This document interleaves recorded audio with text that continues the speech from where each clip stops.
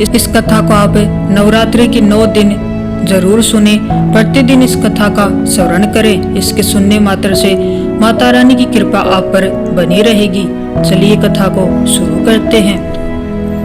नवरात्रि की व्रत कथा के अनुसार एक समय बृहस्पति जी ने ब्रह्मा जी के समक्ष चैत्र व आश्विन मास के शुक्ल पक्ष में पड़ने वाले नवरात्र का महत्व जानने की इच्छा जताई। उन्होंने कहा कि इस व्रत का क्या फल है, इसे किस प्रकार किया जाता है, सबसे पहले इस व्रत को किसने किया, ये सब विस्तार से कहिए। बृहस्पति जी के प्रश्नों का जवाब देते हुए ब्रह्मा जी ने कहा, हे बृहस्पति, प्राणियों के हित की इच्छा से तुमने बहुत अच्छा प्रश्न किया है। जो इंसान मनोकामना पूर्ण करने वाली माँ दुर्गा, महादेव, सूर्य और नारायण का ध्यान करता है वे धन्य है। यह नवरात्र व्रत संपूर्ण कामनाओं को पूर्ण करने वाला है। इस व्रत को करने से पुत्र सुख, धन, विद्या और सुख मिलता है। इस व्रत को करने से रोग दूर हो जाता है, घर में समृद्धि की वृद्धि होती है, बंध्या को पुत्र प्राप्त होता है, समस्त पापों से छुटकारा मिल जाता है। जो मनुष्य इस नवरात्र व्रत को नहीं करता वह अनेक दुखों को भोगता है।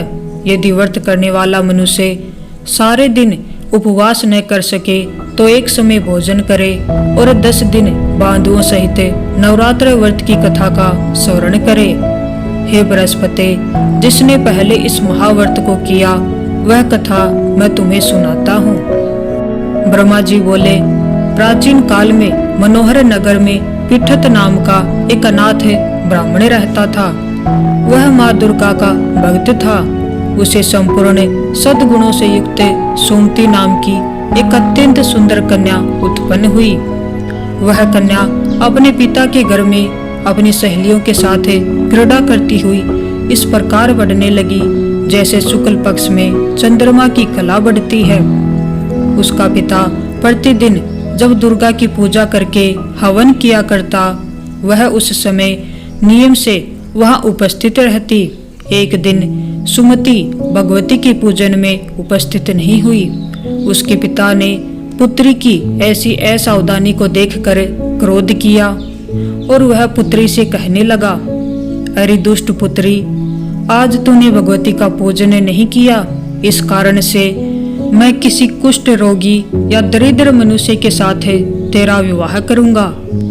पिता की बात सुनकर सुमति को बड़ा दुख हुआ और पिता से कहने लगी, हे पिता, मैं आपकी कन्या हूँ तथा सब तरह आपके अधीन हूँ। जैसी आपकी इच्छा हो वैसा ही करो। चाहे राजा से, चाहे कुष्ठी से, चाहे दरिद्र से, जिसके साथ चाहो मेरा विवाह करना। चाहो कर दो पार, होगा वही जो मेरे भाग्य में लिखा है।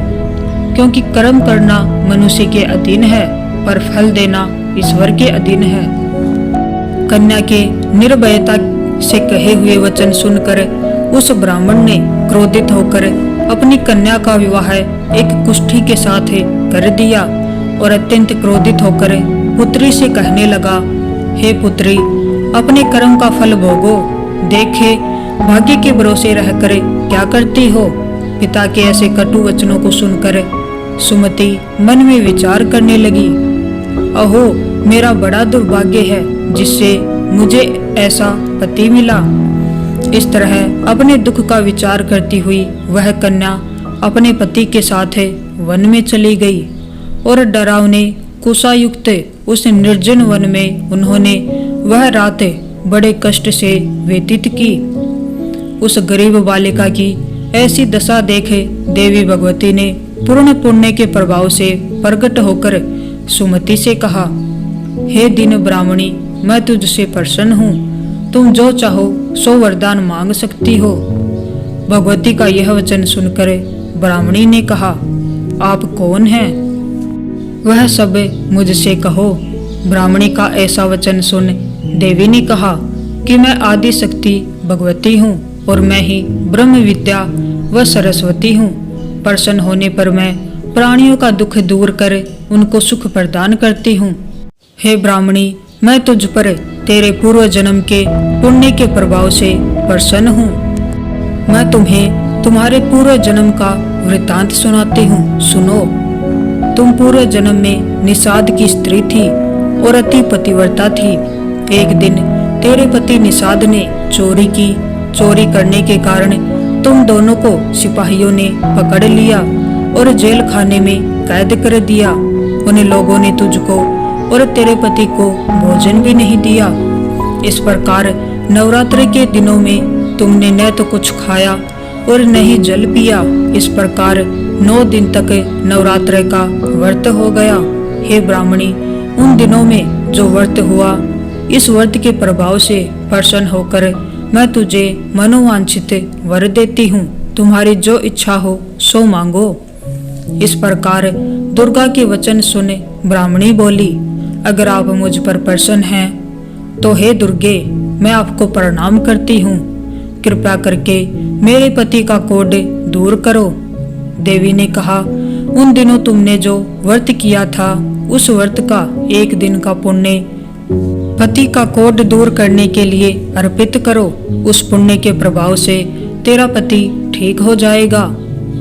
इस प्रकार देवी के वचन सुने वह ब्राह्मणी प्रसन्न हुई और पति को निरोग करने की इच्छा से जब उसने तथास्तु यानी ठीक है ऐसा वचन कहा, तब उसके पति का शरीर भगवती दुर्गा की कृपा से कुष्ठ रोग से रहित हो गया।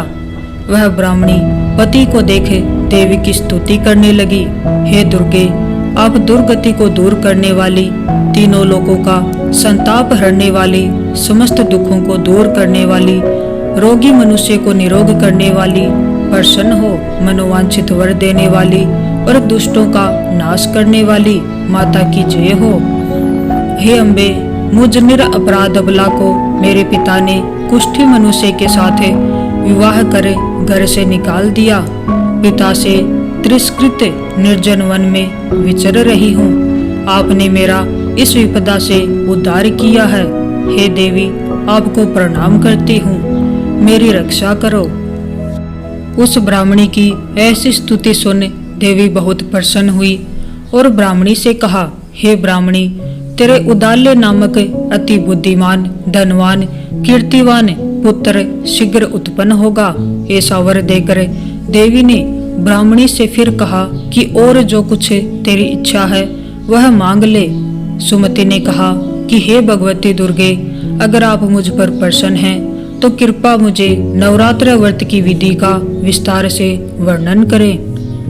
ब्राह्मणी के वचन सुन माँ दुर्गा ने कहा, हे ब्राह्मणी, मैं तुम्हें संपूर्ण पापों को दूर करने वाले नवरात्र व्रत की विधि बतलाती हूँ। चैत्र मास के शुक्ल पक्ष की प्रतिपदा से लेकर 9 दिन तक व्रत करें। यदि दिन भर का व्रत न कर सके तो एक समय भोजन करें। शुभ मुहूर्त में घट स्थापना करें और वाटिका बनाकर उसको प्रतिदिन जल से सींचे। महाकाली, महालक्ष्मी और महासरस्वती की मूर्तियां स्थापित कर उनकी विधि सहित पूजा करें। बिजौरा के फल से अर्घ्य देने से रूप की प्राप्ति होती है।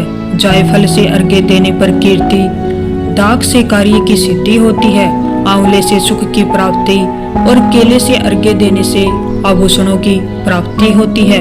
इस प्रकार पुष्पों व फलों से अर्घ्य देकर व्रत समाप्त होने पर 9वें दिन विधि विधान हवन करें। खांड, घी, गेहूं, शहद, जौ, तिल, बिल्व, नारियल, दाख और कंदब जैसी विभिन्न सामग्रियों से हवन करें।